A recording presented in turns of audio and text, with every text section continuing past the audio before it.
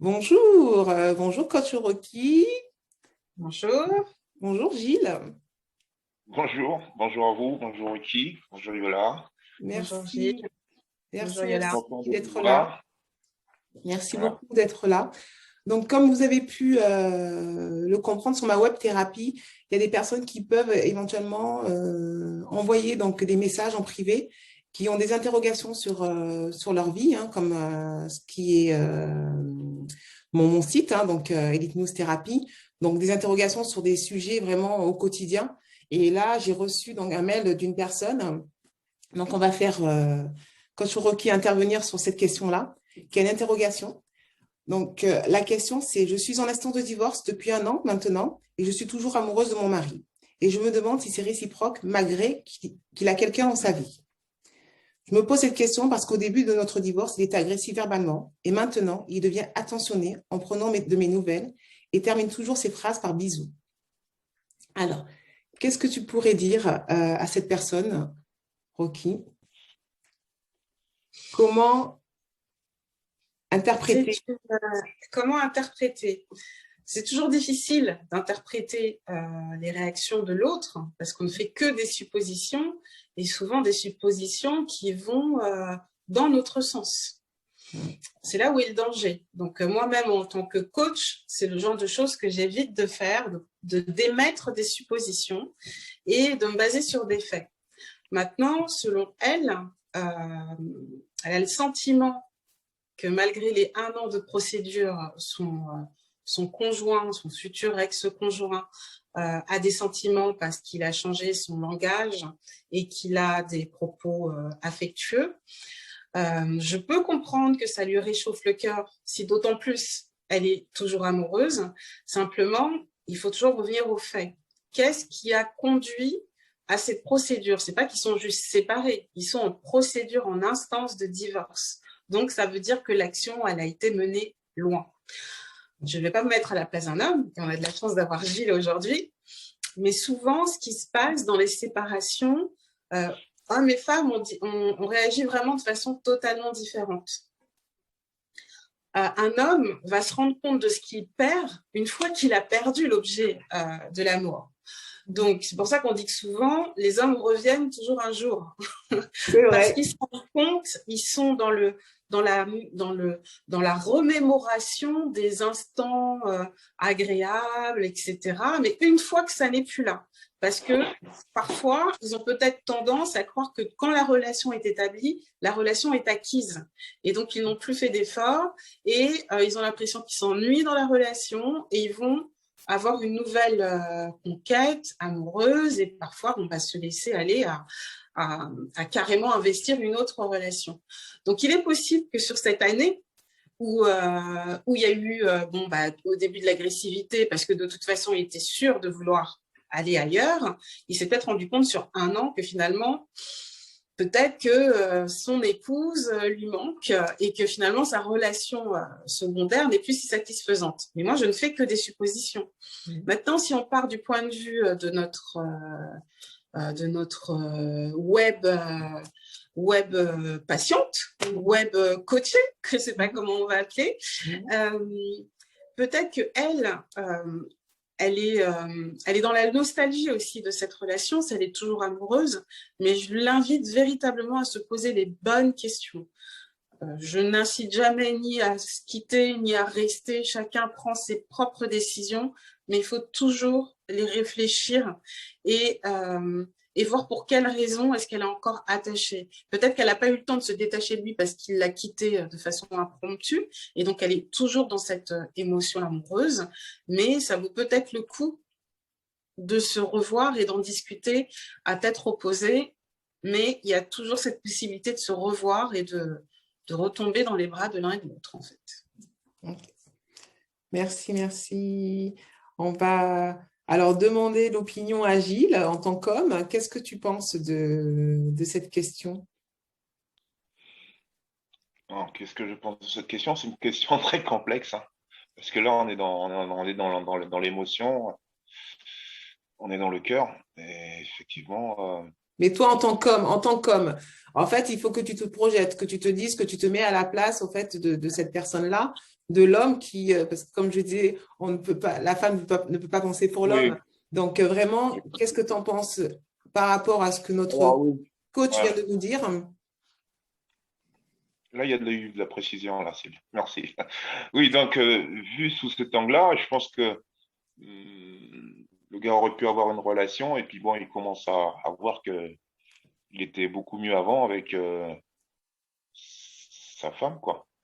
C'est ce que tu Il a, penserais, toi, si tu étais dans ça cette peut être- situation-là? il a découvert, ça peut être une des possibilités, il a découvert une nouvelle personne, puis au bout de un an à peu près, si j'ai bien compris. Oui, mais là, en Donc, fait, là, Gilles, ce que je voudrais, moi, c'est que tu te projettes. Pas que tu penses à la personne d'eux, tu te projettes. Tu es un homme. Nous ne sommes que des femmes.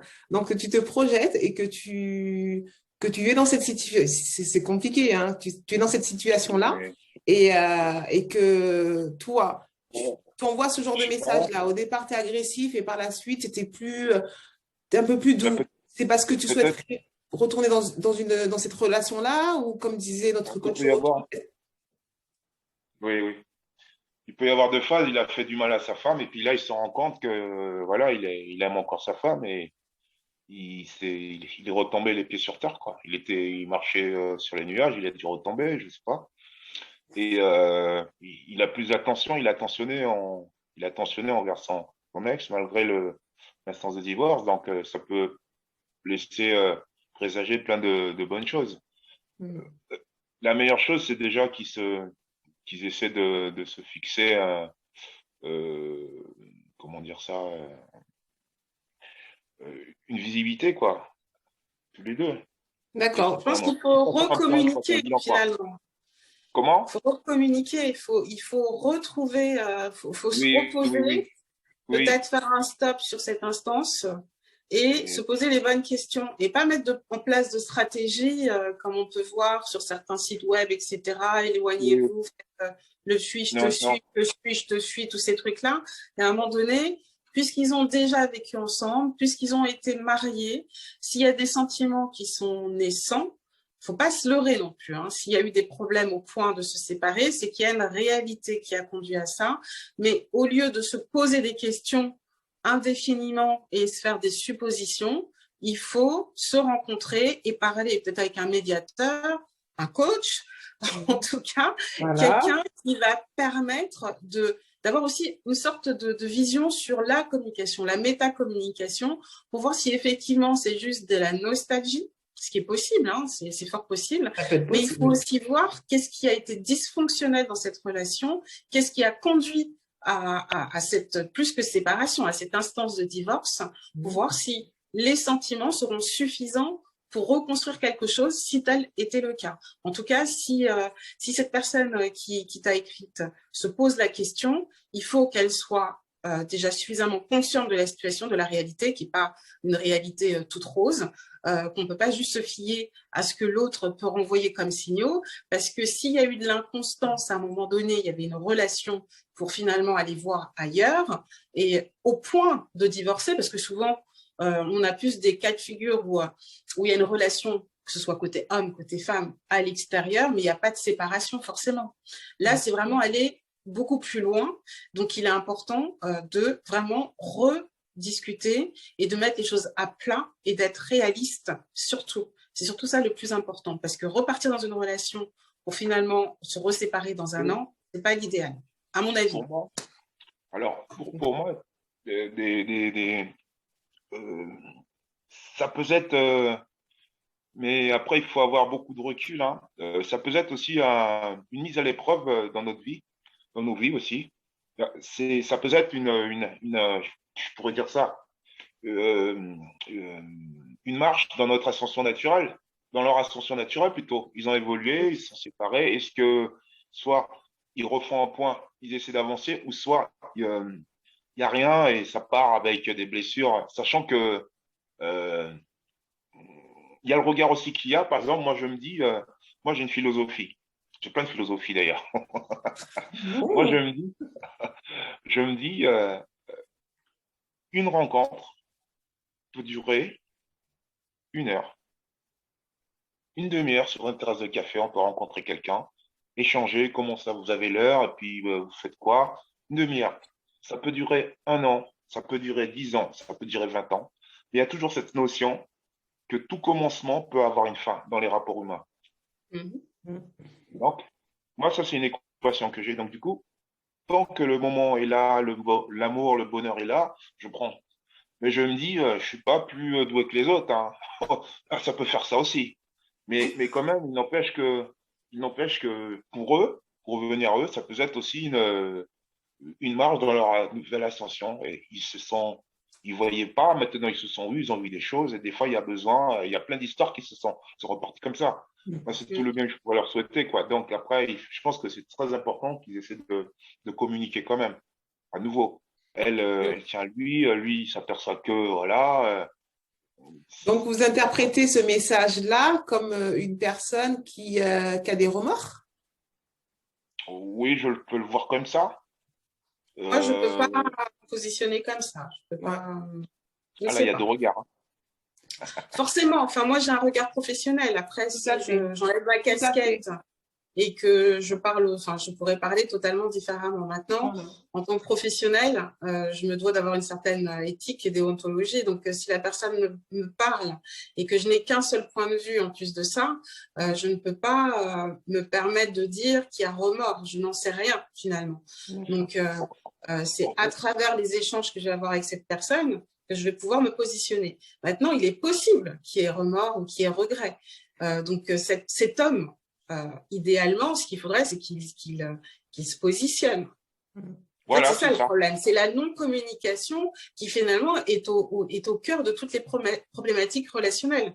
C'est que les gens ne disent pas ce qu'ils pensent. Ils le suggèrent par des mots, par un petit bisou à la fin d'une phrase. Voilà. Et donc, elle va faire toute une interprétation. Et puis, finalement, alors est-ce que, donc, elle est obligée d'écrire pour savoir si, prendre un avis extérieur, alors que si lui est dans le doute, même s'il considère qu'il a fauté, qu'il n'aurait pas dû, etc., ça y est, ce qui est fait est fait. Mais si, comme tu dis justement, Gilles, il y a peut-être une possibilité de renouer, si on est dans l'aspect romantique des choses, de renouer une relation amoureuse parce que tous les deux se sont rendus compte que finalement, ils étaient mieux ensemble que séparés, il faut se parler.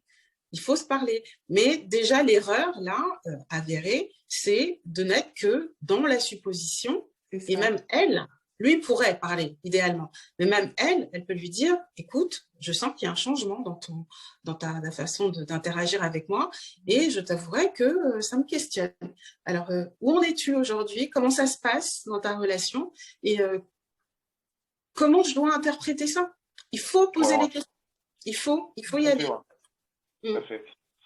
On a besoin quand même tous les jours, chaque fois qu'on se lève, de projeter tout ce que l'on fait. On a besoin de visualiser, par exemple, notre semaine, mon chéri, ma chérie, tiens, le mois prochain, le mois d'après. Et on a besoin d'avoir ce chemin émotionnel et mental qui nous dit, voilà, je sais quelle direction je vais prendre. Et quand on n'a pas ça, c'est dur, ça fait mal et on ne sait pas où on va, quoi.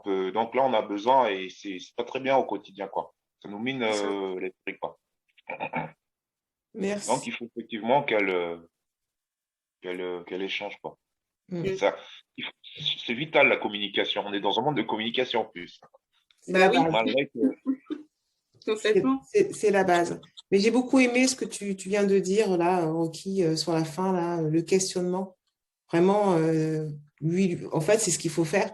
Il faut même pas se dire, est-ce que c'est d'aller directement poser la question à la personne concernée et au moins comme ça, cette personne-là aura ses réponses. Et je pense pour moi que c'est vraiment, c'est vraiment c'est ce qu'il faut faire. Mais par exemple, dans un cas comme ça, toi, tu peux intervenir parce que c'est bien aussi de savoir par rapport à ta profession en tant que coach de vie, ce que tu disais. Est-ce que toi, voilà, tu peux intervenir à ce moment-là quand il y a des… Imaginons que cette personne vient me voir avec la même question, je vais me positionner de cette façon-là. Déjà, je vais interroger la relation telle qu'elle l'a vécue, comment elle s'est construite, comment ça s'est défait, comment ça s'est délié. Et ensuite, je suggérerais, mais sur un processus qui est un peu plus long, parce qu'il faut s'interroger, faire une introspection se comprendre, parce qu'on pourra poser une question, mais pas être en mesure d'entendre ce que l'autre va nous annoncer. C'est ça aussi, parce que nous, on suppose que peut-être qu'il a un regret, mais peut-être pas. Il s'est peut-être rendu compte qu'il avait été trop blessant, peut-être trop dur, ou peut-être que la femme avec qui il est actuellement lui dit « Écoute, sois gentil avec elle, c'est peut-être la mère de tes enfants, j'en sais rien. » On peut pas savoir.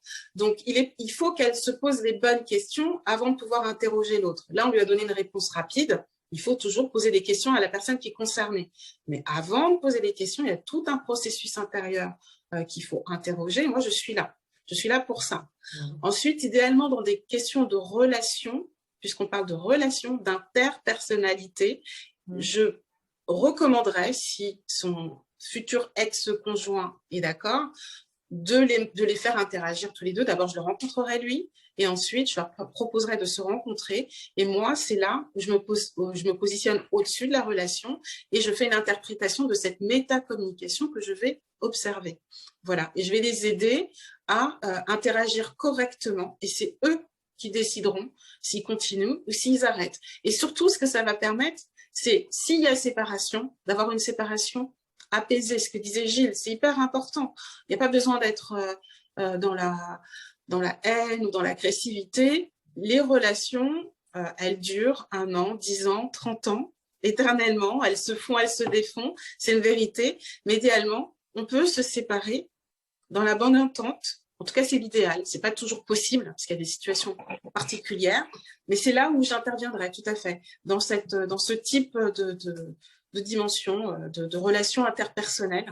Et voilà. Je peux accompagner, évidemment. Enfin, je sais accompagner, c'est mon métier. Voilà. C'est très bien voilà, de le savoir, parce que c'est vrai que bon, bah, il y a des personnes qui peuvent se poser des questions entre tout ce qu'on entend. Donc, le coach, voilà, en tant que coach de vie, toi, tu peux vraiment avoir des rendez-vous avec ces personnes-là, comme tu l'as dit là.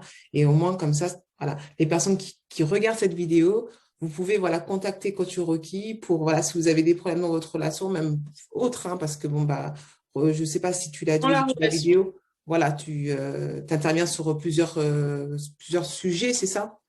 Complètement. Voilà. J'interviens sur la relation, évidemment, mais ça peut être la relation parent-enfant ou entre amis. Ça peut être, voilà, tout ce qui questionne la relation, l'interconnexion entre individus. Après, tous les autres sujets, c'est la transition, tout ce qui induit un changement. Donc, cette dame qui nous a envoyé un message aurait pu venir me dire, voilà, j'ai été mariée, maintenant je suis divorcée et ma nouvelle vie, je ne sais pas comment l'appréhender. Il y a trop de changements dans mon organisation de vie, dans la gestion de mon travail. Peut-être que j'ai envie d'une reconversion professionnelle. Je ne suis pas une professionnelle de la reconversion professionnelle, mais en tout cas, je vais l'aider à y réfléchir et ensuite, je l'oriente vers un professionnel de la reconversion. Ça peut être quelqu'un qui, après une maladie, a perdu énormément de poids et ce changement, cette transition de vie, lui pose problème. Et donc, je vais l'accompagner pour reprendre confiance en soi. On a fait une vidéo sur l'estime de soi pour vraiment connaître sa valeur et pouvoir vivre avec ce nouveau corps. Les transitions, c'est beaucoup de choses. Hein. Je peux aider aussi je suis un fumeur, je ne veux plus fumer parce qu'en fait, je m'intéresse à tout ce qui est processus psycho-comportemental. Donc, je comprends ce qui se passe et tout ce que cela induit dans les comportements qu'on va mettre en place dans la société, voir s'ils sont adéquats ou pas. Donc, c'est vraiment de la thérapie, on va dire parathérapie, parce que c'est du coaching, parathérapie psycho-comportementale. Voilà, vraiment. Donc, la transition de vie, toutes les transitions. Un ado peut bien me voir aussi. J'étais ado. D'ailleurs, j'avais une question qui m'a été posée, c'est comment aider les adolescents qui ont une maladie grave à passer le cap adulte, à pouvoir gérer seul tout ce qui est médication, la relation avec le monde du travail également, parce qu'ils passent de l'adolescence à l'âge adulte. Ils ne sont plus entourés par toute cette équipe médicale. Comment est-ce qu'ils peuvent vivre cette transition de vie? Donc, ça touche, c'est très large en fait.